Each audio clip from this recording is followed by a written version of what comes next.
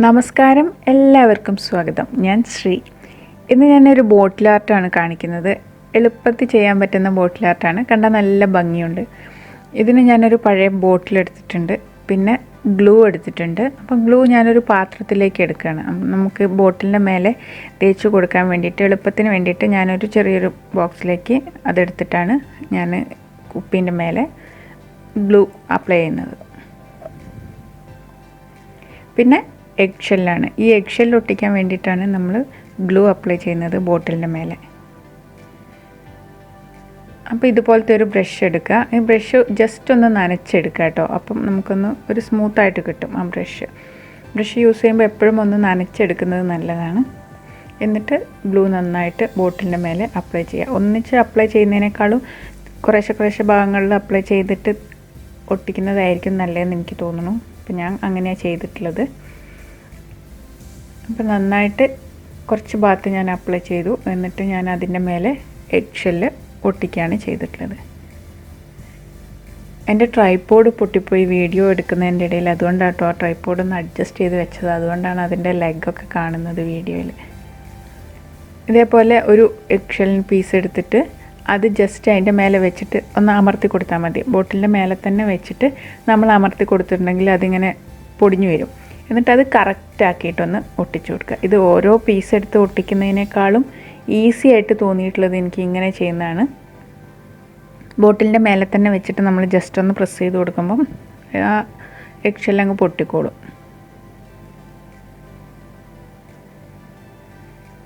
എന്നിട്ട് ആ gap fill ചെയ്യാൻ വേണ്ടിയിട്ട് ഒരു ടൂത്ത് പിക്ക് എങ്ങാനും വെച്ചിട്ട് ജസ്റ്റ് ഒന്ന് എല്ലാം ഒന്നിങ്ങനെ അടുത്തേക്ക് ആക്കിയിട്ട് അഡ്ജസ്റ്റ് ചെയ്ത് കൊടുക്കുക. ഇനിയിപ്പോൾ അഥവാ അവിടെ നന്നായിട്ട് ഗ്യാപ്പ് ഉണ്ടെന്നുണ്ടെങ്കിൽ നമുക്ക് ഇങ്ങനെ കയ്യിലെടുത്ത് പൊടിച്ചിട്ട് അതിൻ്റെ മേലെ ഇങ്ങനെ ഇട്ട് കൊടുത്താൽ ആ ഗ്യാപ്പിലൊക്കെ നന്നായിട്ട് നിറഞ്ഞു നിന്നോളും.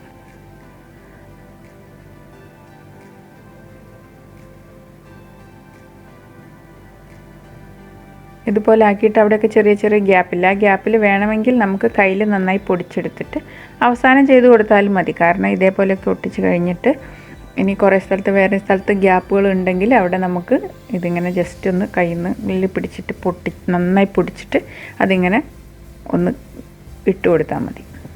അപ്പോൾ അത് ഫില്ലായിക്കോളും. ഇതേപോലെ ബോട്ടിൽ മുഴുവനായിട്ടും ഈ എഗ്ഷെല്ല് ഒട്ടിച്ചെടുക്കുക.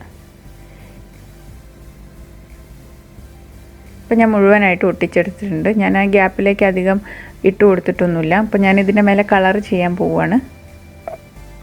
ഇനി വേണമെന്നുണ്ടെങ്കിൽ ഇങ്ങനെ ഒട്ടിച്ചതിന് ശേഷം നമുക്കതിൻ്റെ മേലെ കുറച്ച് ഗമ്മ് ഒന്നുകൂടെ അപ്ലൈ ചെയ്ത് കൊടുക്കുക. അതായത് നന്നായി ഒട്ടിയതിന് ശേഷം മാത്രം ഒന്നുകൂടെ ഗം അപ്ലൈ ചെയ്ത് കൊടുത്തിട്ടുണ്ടെങ്കിൽ കുഴപ്പമില്ല, നല്ലപോലെ പിടിച്ചിരുന്നോളും. ഇത് കൊഴിഞ്ഞു പോകുന്നില്ല ഇങ്ങനെ വെച്ചാലും. നമുക്ക് വേണമെങ്കിൽ ജസ്റ്റ് ഒന്നും കൂടെ അപ്ലൈ ചെയ്യാം. ഇതിൽ ഞാനൊരു റെഡ് കളറാണ് പെയിൻറ്റ് ചെയ്യുന്നത്. ഈ ബ്രഷ് ഞാൻ നനച്ചെടുത്തിട്ടുണ്ട്. ഒരുപാട് വെള്ളമൊന്നും വേണ്ട, ജസ്റ്റ് ഒന്ന് വെള്ളത്തിൽ മുക്കിയിട്ട് നമ്മളൊരു ടിഷ്യൂലോ തുണിയിലോ എന്തെങ്കിലും ഒന്ന് തുടച്ചെടുത്താൽ മതി. എന്നിട്ട് നമ്മൾ നന്നായിട്ട് ഫില്ല് ചെയ്തിട്ട് തന്നെ പെയിൻറ്റ് ചെയ്ത് കൊടുക്കുക. ഇത് 1, 2, 3 കോട്ട് നമുക്ക് ചെയ്ത് കൊടുക്കാം. അത് ഉണങ്ങിയതിന് ശേഷം വേണം, ഒരു കോട്ട് ചെയ്ത് ഉണങ്ങിയതിന് ശേഷം വേണം അടുത്ത കോട്ട് ചെയ്യാൻ.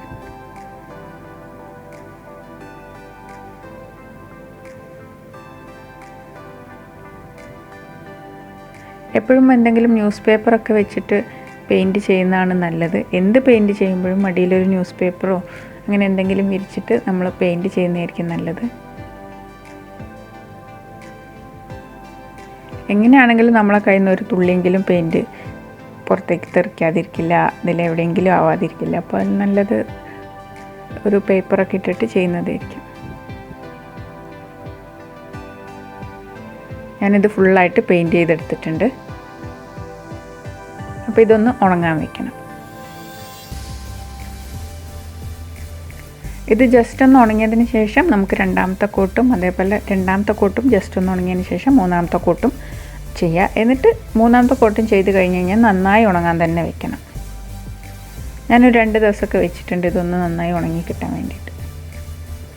അതിനുശേഷം ഞാൻ ആക്രിലിക് കോൺ വെച്ചിട്ടാണ് ഇതിൽ ഡിസൈൻ ചെയ്തിട്ടുള്ളത്. ഈ ആക്രിലിക് കോൺ എങ്ങനെയാണ് ഉണ്ടാക്കുന്നത് എന്നുള്ളതിൻ്റെ വീഡിയോ ഞാൻ മുമ്പ് ഇട്ടിട്ടുണ്ട്.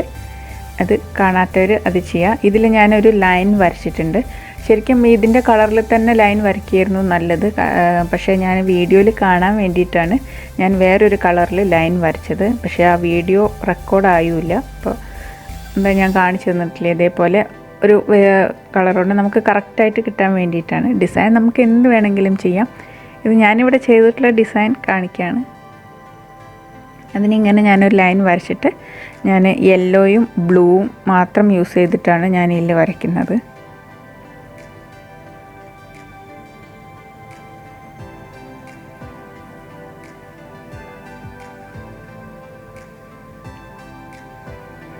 ഇതുപോലെ വരച്ചിട്ട് സുഖമായിട്ട് വരയ്ക്കാൻ പറ്റും. നല്ല ഈസിയാണ്. നമുക്ക് കാണുമ്പം തോന്നും, ഇത് വരച്ച് കഴിഞ്ഞ് കാണുമ്പോൾ തോന്നും അത് വരയ്ക്കാൻ കുറച്ച് ബുദ്ധിമുട്ടാണോ, എക്സലിൻ്റെ മേലെ ഇങ്ങനെ വരയ്ക്കാൻ പറ്റില്ല എന്നൊക്കെ. പക്ഷേ നമുക്കത് ആക്രിലിക് കോൺ വെച്ച് ചെയ്യുമ്പോൾ നമുക്ക് കറക്റ്റായിട്ട് ചെയ്യാൻ പറ്റും. ഇനി അഥവാ അങ്ങനെ ചെയ്യാൻ ബുദ്ധിമുട്ടുണ്ട് എന്നുള്ളവർക്ക് ചെറുതായിട്ട് പെൻസിൽ കൊണ്ട് ഒന്ന് മാർക്ക് ചെയ്തിട്ട്, അതായത് ആ ഡിസൈൻ ഒന്ന് അധികം അമർത്തി വരയ്ക്കരുത്, ചെറുതായിട്ടൊന്ന് വരച്ച് ഒരു ഔട്ട്ലൈൻ പോലെ വരച്ചെടുക്കുക. എന്നിട്ട് അതിൻ്റെ മേലെ കൂടെ ഈ ആക്രിലിക് കോൺ വെച്ചിട്ട് വരച്ചെടുക്കുക. വളരെ എളുപ്പത്തിൽ തന്നെ നല്ല ഭംഗിയായിട്ട് നമുക്കൊരു ബോട്ടിൽ ഡിസൈൻ ചെയ്തെടുക്കാം. അപ്പം നിങ്ങൾക്ക് എല്ലാവർക്കും എൻ്റെ വീഡിയോ ഇഷ്ടപ്പെട്ടെന്ന് കരുതുന്നു. ഇഷ്ടപ്പെട്ടാൽ ലൈക്ക് ചെയ്യാനും ഷെയർ ചെയ്യാനും കമൻറ്റ് ചെയ്യാനും മറക്കരുത്. പിന്നെ നിങ്ങൾ ആദ്യമായിട്ടാണ് എൻ്റെ ചാനൽ കാണുന്നതെങ്കിൽ സബ്സ്ക്രൈബ് ചെയ്യാനും മറക്കരുതേ.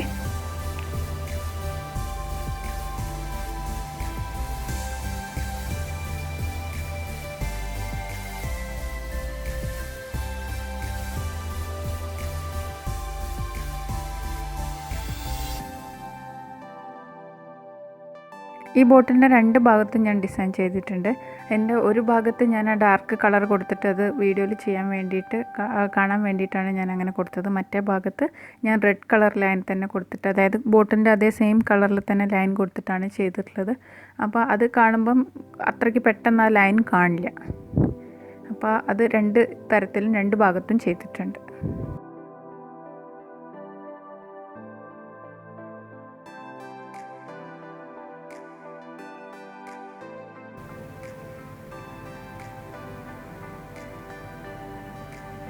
ഇനി വെക്കേഷനൊക്കെ വരികയല്ലേ, അപ്പോൾ കുട്ടികൾക്കൊക്കെ വീട്ടിൽ ചെയ്യാവുന്ന ഒരു ഈസി ആയിട്ടുള്ള ബോട്ടിൽ ആർട്ടാണിത്. എല്ലാവരും ട്രൈ ചെയ്ത് നോക്കുമെന്ന് വിചാരിക്കുന്നു. ഇതുവരെ എൻ്റെ വീഡിയോ കണ്ട എല്ലാവർക്കും നന്ദി. ഇനി പുതിയൊരു വീഡിയോയിലൂടെ നമുക്ക് വീണ്ടും കാണാം. Thank you.